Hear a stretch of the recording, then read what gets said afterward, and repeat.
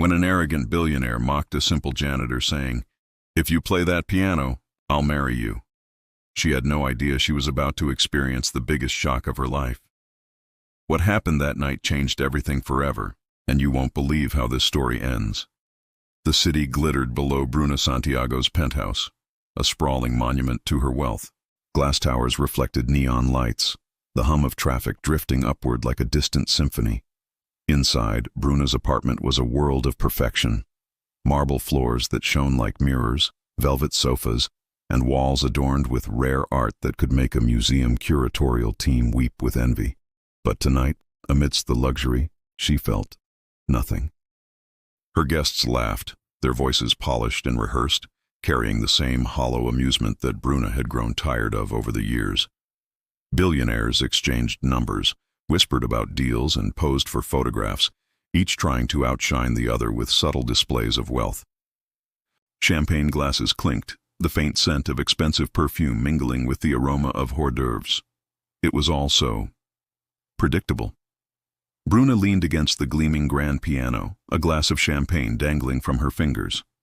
Her dark eyes scanned the room, searching for something, anything that might disrupt the monotony. She caught sight of Enrique, the janitor, moving quietly between the tables. His gray uniform was simple, unremarkable. He carried a mop bucket with careful attention, his movements deliberate but unassuming. Something about the way he paused near the piano caught her eye. He wasn't part of the party, didn't belong in the world of silk dresses and cufflinks, yet he carried himself with an odd grace. Bruna smirked, her lips curled into a mischievous grin, the kind reserved for those rare moments when she could bend reality into a joke. She called his name, loud enough for him to hear but soft enough to catch the attention of the nearby guests. "Enrique," she said, her tone teasing and theatrical, "if you play that piano for me, I'll marry you." The room erupted in laughter. Guests nudged each other, some raising eyebrows, others chuckling politely. The billionaire's whimsy had struck again. Everyone assumed it was a fleeting joke, a way to amuse herself and her entourage. But Enrique froze. He blinked, unsure if he had heard her correctly. He wasn't accustomed to attention, especially not from someone like Bruna Santiago, the woman whose name alone made headlines and whose wealth could buy countries. A knot formed in his stomach, part embarrassment, part fear, part inexplicable excitement. The room quieted as Bruna gestured toward the piano with a flourish. "Come on, Enrique," she said, eyes sparkling with amusement. "Show me what you've got." Enrique hesitated. His hands itched with the memory of his old keyboard at home, the countless nights spent practicing in the dim light of his small apartment. He had never played for anyone outside of his tiny world. No one had ever witnessed the music that lived inside him. Taking a deep breath, he walked toward the piano. Each step felt surreal, as though he had crossed an invisible barrier between his ordinary life and a world of glittering possibility. The guests whispered, their laughter replaced by curious anticipation. Bruna watched him with a mixture of intrigue and playful challenge. She had expected awkward fumbling, maybe a few simple notes. But she felt a strange thrill at the thought of the unknown. This small, unassuming man, daring to step into her dazzling world. Enrique's fingers hovered over the keys. He closed his eyes for a moment, listening to the silence, feeling the weight of all the practice, the longing, the secret hours spent alone with music. Then, slowly, he pressed the first note. It was soft, almost shy, but it held a promise. The room, once full of laughter and chatter, began to still. The note seemed to pull the air into itself, bending attention toward the piano. Enrique's other hand joined in, and the melody began to emerge, hesitant at first, then confident, each chord telling a story of hidden depths. Bruna leaned forward slightly, her smirk giving way to curiosity. She had made a joke, yet now she felt a stirring she hadn't expected. This was no ordinary performance. Something was happening, something alive, vibrant, and utterly genuine. The night had begun as a typical party in the world of the ultra-rich. But as Enrique's fingers moved over the keys, Bruna realized that the evening, and perhaps even her life, was about to change forever.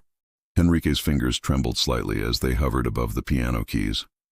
The gleaming black surface reflected the soft glow of the chandeliers, and the polished ivory seemed impossibly smooth under his touch. His heart raced, not from fear alone, but from the strange thrill of standing in a room full of people who could have crushed him with a glance, yet now were silently waiting for him to play. He closed his eyes for a second, letting the memory of his small apartment and worn keyboard come to him. The nights spent practicing after long shifts, the melodies he had composed in solitude, the dreams no one had ever heard. Slowly, almost tentatively, he pressed the first key. It was a delicate note, soft and pure, ringing out like a single drop of water in a silent room. The laughter and chatter of the party seemed to vanish, replaced by the clarity of sound that demanded attention. Enrique's fingers moved to the next note, then the next, forming a melody that was both simple and hauntingly beautiful. Bruna leaned forward, her champagne glass forgotten in her hand. The smirk she had worn earlier was gone, replaced by something unfamiliar. Awe. She had seen brilliance before, technological genius, business savants, artists who commanded fame. But this was different. This was raw, unpolished talent, coming from a place untouched by wealth or expectation. Enrique's confidence grew with every note. His fingers flew across the keys with fluidity, shaping the music into a story only he could tell. There was joy, there was longing, there was heartbreak, and there was hope, all woven into chords that made the room vibrate in ways the guests had never expected. The crowd had gone completely silent. Guests who had arrived expecting a predictable, elegant party were now caught in the grip of something extraordinary. Some leaned closer, their mouths slightly open. Others shifted in their seats, unable to believe that a janitor could command a grand piano in such a way. Bruna felt a strange, dizzying combination of admiration and something more personal, an unexpected tug at her chest, a flutter she hadn't experienced in years. She realized with a shock that the joke she had made, the "I'll marry you if you play" line, had somehow shifted the air between them. Enrique was no longer just a janitor, he was a force she couldn't ignore. The melody swelled, crescendos rising and falling like waves, moving the hearts of everyone in the room. Each note seemed to carry emotion from Enrique's hidden life, the long hours, the silent struggles, the moments of quiet joy. He was telling his story without words, and the audience, unwillingly, became a part of it. When the last note lingered in the air, the silence that followed was heavy, almost sacred. Then, slowly, applause began. First tentative, then building into a wave of astonished appreciation. Bruna's breath caught in her throat. She realized the applause wasn't just for skill. It was for courage, for honesty, for the beauty of a life expressed purely through music. Enrique looked up, flushed and uncertain. I didn't think anyone would want to hear me play, he admitted softly, almost ashamed of being noticed. Bruna stepped closer, her voice gentle now, tinged with sincerity rather than jest. Enrique, that was extraordinary. I wasn't joking earlier, she said, her dark eyes fixed on him. You have something I've never seen before. Enrique blinked, speechless as Bruna's words washed over him. The weight of the moment pressed down, yet it was exhilarating, like standing at the edge of a cliff and realizing you could fly. That night, as the guests slowly returned to their conversations, Bruna and Enrique remained by the piano. Around them, the party continued, but for the first time, Bruna felt fully present, aware that wealth, status, and appearances meant nothing when faced with genuine talent and courage. Enrique, meanwhile, felt a spark of possibility he had never dared imagine, that his music, and perhaps even his life, might finally be seen. In those first notes, something had shifted. The joke had ended, but a story had begun, one that neither of them could have predicted. The day after the party, Bruna couldn't shake the image of Enrique at the piano. She found herself replaying the melody in her mind, the delicate arcs, the sudden bursts of emotion, the way he seemed to speak without words. It was maddening. She had spent decades surrounding herself with people who admired her wealth, her power, her image, but Enrique had seen her, if only through the music. She called him. It was uncharacteristic for Bruna to reach out to anyone in such a personal way, but she found herself craving his presence. Enrique hesitated when he saw her name flashing on his phone, but eventually answered. "Hello?" His voice was cautious, tinged with disbelief. "It's me," Bruna said, her tone unusually warm. "I wanted to thank you for last night. And maybe I'd like to see you again. Not at a party, just somewhere we can talk." Enrique blinked, heart hammering. He wasn't used to invitations from billionaires, let alone ones that felt sincere. Okay, he said, voice small but steady. Later that evening, Enrique arrived at Bruna's penthouse again. But this time the atmosphere was different. There were no glittering guests, no small talk about stocks or yachts. The champagne glasses were gone, replaced by coffee mugs, and the lights were softer, warmer. Bruna was waiting, not as a billionaire host, but as someone curious and genuinely interested in him. "Sit," she said, gesturing toward the piano. "Play something for me. Not for a joke, not for an audience, just for me." Enrique's fingers brushed the keys. He hesitated for a moment, then a slow, tender melody emerged. Different from the bold notes of the party. This one was intimate, reflective, almost shy. Bruna closed her eyes as she listened, letting the music reach parts of her that no contract, no artwork, no invention ever had. When he finished, she didn't clap. She just whispered, That was beautiful." Enrique looked down, embarrassed. "It's nothing," he muttered, shrugging. "I just play." "No," Bruna said softly, placing her hand on the piano near his. "It's not nothing. It's you. That's what matters." Over the next few weeks, Bruna found excuses to see Enrique. Sometimes it was a late-night coffee in her kitchen, other times a quiet evening at the piano. She taught herself a few notes, laughing at her own mistakes, and Enrique couldn't help but grin at her determination. Slowly, playful banter turned into real conversation. They spoke about dreams, about music, about the absurdity of the worlds they each lived in. Bruna shared stories of boardroom battles and tech conquests, but Enrique never judged. He spoke of his humble upbringing, his love for melodies, and the moments of quiet joy in a life otherwise full of routine. One evening, as they sat together at the piano, Bruna nudged him lightly. "I think I might be jealous," she teased. "You make music like you're telling the universe something, and I just make money." Enrique laughed, a warm, low sound. "Maybe your money just buys the universe a better seat," he said. Bruna stared at him, surprised at how easily his humor and his honesty cut through her armor. She realized that she wasn't used to being around someone who didn't see her as a trophy, a genius, or a headline. Enrique saw her as a person, and it was intoxicating. That night, as Enrique walked back to his modest apartment, Bruna leaned against the piano, fingers brushing the keys absent-mindedly. For the first time in years, she felt like she was part of something alive, something unpolished, something real. And Enrique, alone in his small apartment, played her melody again on his old keyboard, realizing that for the first time, someone from her world believed in him, not as a janitor, not as a curiosity, but as Enrique, the musician. The spark between them wasn't just attraction, it was recognition. They saw each other in ways the rest of the world never could, and that realization would change everything. Life between Bruna and Enrique had settled into an unexpected rhythm. Evenings at the piano, long walks through the city streets, coffee shared in quiet corners.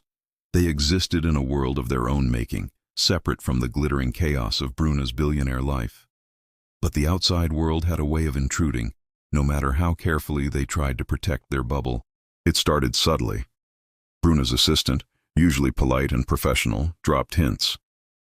"The tabloids are noticing, Bruna. They're calling it unusual. You know, the billionaire and the janitor." Bruna waved it off. "Enrique is a musician, not a headline," she said, brushing her hair back. But even she felt a twinge of discomfort. She was used to admiration, envy, and deference, but not skepticism, gossip, or judgment aimed at someone she cared for. Enrique, on the other hand, struggled quietly. The first text from a friend, someone who knew him long before he entered Bruna's world, carried concern rather than excitement. "Are you sure about this? She's out of your league." He tried to laugh it off, but the words burrowed into his mind. Could someone like him, a janitor with no wealth, no connections, no pedigree, really belong in Bruna's world?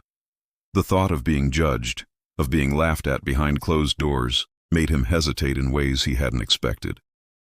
Tension crept in during one of their evenings at the piano. Bruna played a few notes, laughing at herself as she fumbled. Enrique smiled, but noticed a shadow in her eyes, an unspoken worry that he didn't understand. "What is it?" he asked gently. Sometimes I wonder," Bruna began, choosing her words carefully. "If this world, my world, is too much for you. I don't want anyone to feel trapped or out of place here." Enrique shook his head. "Bruna, I love music and I love this, being with you. But I'm scared. People talk, people judge, and I don't want to be a spectacle. I don't want to ruin what we have." Her hands faltered on the keys. "Enrique, if you leave because of fear, then I'll lose more than just a musician. I'll lose the person I've been waiting to find without even knowing it." That night, after a long silence, Enrique left without saying goodbye. He needed space, clarity, and to remind himself who he was outside of the glittering world of penthouses and champagne. He walked through the quiet streets, replaying every moment at the piano, wondering if he had the courage to return. The following days were tense. Bruna felt the absence of Enrique keenly. His laughter, his music, his presence. It was all missing from her life. The tabloids continued to speculate, some ridiculing, some intrigued, but Bruna ignored them. She had only one thought. She needed him. Enrique, meanwhile, played in his small apartment, letting the music speak the words he couldn't say. He was torn between two worlds, one of familiarity and comfort, the other of possibility and connection. His heart ached for Bruna, but he feared that stepping fully into her world might mean losing himself, or worse, disappointing her. The conflict wasn't just external, it was internal, rooted in pride, fear, and the weight of differences that seemed too great to bridge. Yet, beneath the anxiety, a single truth remained undeniable. They saw each other in ways no one else could. And that truth, the spark between them, the music, the honesty, was stronger than fear. Bruna knew she couldn't let him go without trying. Enrique knew he couldn't ignore the pull that drew him back toward her. But the path forward would not be easy. Their worlds collided not with fireworks, but with tension, doubt, and the challenge of proving that love and music could survive judgment. The streets were quiet that evening, the city lights reflecting in puddles from an earlier rain. Enrique sat at his old upright piano in a small music shop, its dim interior smelling faintly of wood polish and sheet music. He played softly, each note a mixture of longing, regret, and hope. His melody was delicate, almost melancholic, but carried a truth he couldn't express in words. Outside, Bruna paused at the doorway, watching him. She had searched for him for days, refusing to let fear or pride keep them apart. The tabloids had mocked their connection, gossip had swirled like wildfire, but she didn't care. Enrique's music, his music, had spoken to her heart, and now it called her to him. Enrique's fingers faltered as he sensed her presence. He looked up, his expression a mixture of surprise, guilt, and hesitation. I can't," he whispered. "I don't belong in your world, Bruna. You're just Enrique." Bruna interrupted softly, stepping closer. "And that's exactly why you belong. You belong here, right now, with me, not as a janitor, not as a curiosity, not as a headline, just as you." Enrique's eyes met hers, searching, doubting, but slowly the tension in his shoulders began to ease. The sincerity in her voice, the steadiness in her gaze, was enough to remind him why he had played for her in the first place. Not for fame, not for approval, but for connection. Bruna moved to the piano, her fingers brushing the keys next to his. "Play with me," she said. "Let's finish this together." Enrique hesitated, then nodded. Together, they played. The melody began softly, two voices blending, tentative at first, then growing stronger. more confident. Each note echoed their journey, the playful beginnings, the spark of understanding, the trials of fear and doubt, and now the harmony of trust and shared emotion. The music filled the small shop, spilling into the streets, a quiet declaration that transcended wealth, status, and expectation. They didn't need applause, recognition, or validation. This was theirs, a private symphony that spoke of courage, honesty, and love. As the last chord lingered in the air, Bruna turned to Henrique, her eyes glistening. "I told you at the party I'd marry you if you played," she whispered. "I wasn't joking then, and I'm not joking now. Henrique, I want us." Henrique smiled, a mixture of relief and joy, feeling the weight of his insecurities lift. "I want us too," he said simply. "All of it. You, me, the music." For the first time, the world outside, the tabloids, the gossip, the hierarchy of wealth, mattered very little. They had found something stronger, a connection built on honesty, courage, and the harmony of two hearts. Bruna reached for his hand, and Henrique took it, fingers intertwining naturally. The piano stood silent now, yet the music lingered in the space between them, a bridge between their worlds. And in that quiet, perfect moment, the billionaire and the janitor discovered the truth they had both felt from the start. Love, like music, cannot be bought, sold, or constrained. It is found in the courage to play, to listen, and to meet another soul on equal terms. Together they walked out of the shop into the night, ready to face the world, not as a billionaire and a janitor, but as Henrique and Bruna, partners, equals, and co-creators of their shared life. The city lights glimmered around them, but for the first time, they didn't seem distant or intimidating. They were part of their melody, part of their story, and part of a love that neither wealth nor status could ever overshadow. A year had passed since that night in the little music shop. The world still whispered about Bruna Santiago, the billionaire with a taste for surprises, but Henrique was no longer a secret. He had become known in his own right, performing in small concerts and charity events, his music carrying the same honesty and depth that had first captivated Bruna. Their lives had changed in ways neither could have imagined. Bruna's penthouse remained grand, her business empire still sprawling, but it no longer felt like a cage. Henrique's presence had brought color and warmth, reminding her that wealth meant little without connection.